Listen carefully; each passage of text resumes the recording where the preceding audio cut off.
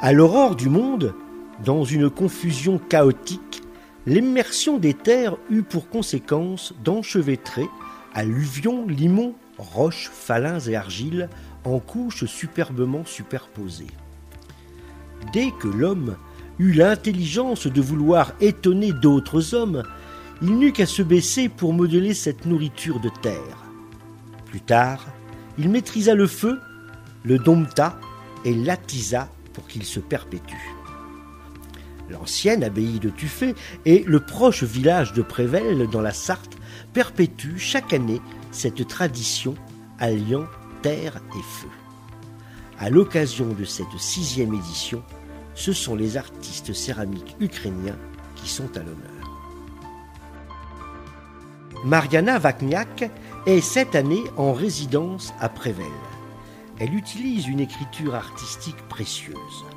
Racines et cultures ukrainiennes inspirent cette jeune artiste. Ses œuvres ne sont pas sans rappeler le délicat travail des dentelières. Dans l'infinie spirale du temps, elle inscrit avec force les notions d'authenticité et de modernité. La fragilité côtoie l'élégance. Mariana se dévoile sans heurts entre symbolisme et abstrait. Mais, comme nous sommes à Prévelle, allons pousser la porte de la maison du potier. Nadia et son fils Sergei Nikorovic donnent naissance à de belles poteries de terre orangées, pichets, plats, bols et cloches se donnent la réplique dans un ballet de brillance. Tout près, les pièces de Yaroslav Stravinsky, d'un style approprié, sont inspirées de poteries antiques, mais aussi de tendances contemporaines. Jeux de textures, jeux de dessins et de lignes géométriques s'entrecroisent et se déclinent. Une couleur noire fumée s'échappe au hasard d'un clin d'œil, miroitant des reflets d'argent. À tire d'aile, rendons-nous à Tuffet et posons-nous dans la cour de l'ancienne abbaye. L'endroit est propice à écouter le silence. Il semble que le temps s'y soit arrêté. Les artistes français et ukrainiens ont fait leur nid dans chaque recoin de cette belle bâtisse. Johanna R. y a posé son arche de Noé. Tortues, iguanes, canards, pingouins semblent venir du Crétacé. La cuisson racue dépose sur les carapaces des écailles vieillies. Les animaux de grès sont figés, mais renforcés de telles expressions qu'ils semblent attendre la fin du déluge pour reprendre vie. En attendant, les craquelures semblent dessécher depuis des millénaires, sous un climat torride soumis au feu et au fumerolles. Quand tous ces êtres reprendront vie, la terre sera peuplée d'animaux merveilleux. Tout près, les boucliers de Michel Moglia ont surgi, eux aussi, des braises incandescentes. Ils appartiennent à des ethnies imaginaires et semblent vouloir protéger d'intrigantes âmes diaboliques. Les œuvres de Michel Moglia ne laissent pas indifférentes. Elles soutiennent votre regard et provoquent en vous d'inévitables interrogations. Ne quittons pas cette première salle sans nous arrêter devant les plateaux en pierre de Vasile Bornarchuk, artiste ukrainien, protéiforme qui peut naviguer de l'art monumental à la céramique de décoration. Véritable tableau d'argile, imprégné de formes inattendues. Le feu a irisé la matière. Les superpositions de couleurs s'estompent librement. Le décor est résolument abstrait et vous attire. Laissez-vous prendre la main, c'est un moment plein d'étonnement. Devant la grande cheminée d'un petit salon, des vagues successives s'immobilisent dans les œuvres de Jean Grison. Les différentes couleurs d'argile superposées se fondent, se confondent, se roulent, se lovent autour des urnes et des jarres. C'est l'aboutissement de soigneuses recherches autour des surprenantes argiles et de la maîtrise des indomptables cuissons. Des paysages imaginaires aux courbes rigoureusement lisses vous entraînent à la découverte de déserts inconnus, vers de nouveaux mondes inexplorés. Baissons les yeux presque à ras terre pour mieux découvrir les céramiques de l'artiste ukrainienne Svetlana Pasechnaya. Le bleu intense étincelant de pureté, le jaune puissant règne souverain avec domination. On franchit la porte des salles du cloître et, immédiatement, les argiles brutes de Delphine Lauré happent votre regard.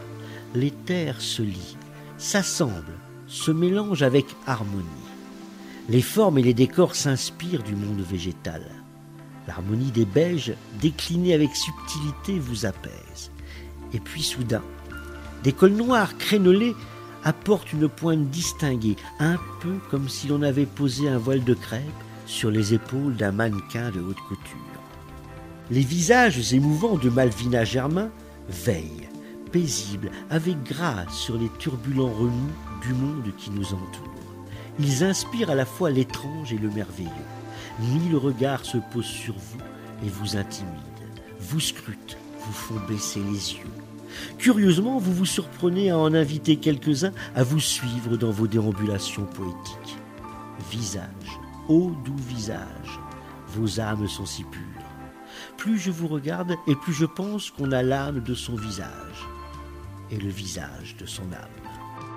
Quelques pas seulement et vous glissez dans un univers reposant. Un voyage, un inévitable voyage. Posez vos yeux presque mi-clos sur les mobiles immobiles de Marie-Anne Hubert. Ralentissez votre respiration et laissez-vous bercer de rêves insensés. Si vous y parvenez, alors vous sentirez un doux zéphyr de bonheur vous envahir et probablement l'artiste vous murmurera merci. Si une romantique ritournelle s'incruste, tendez-lui la main pour aller danser autour des lambeaux de pierre.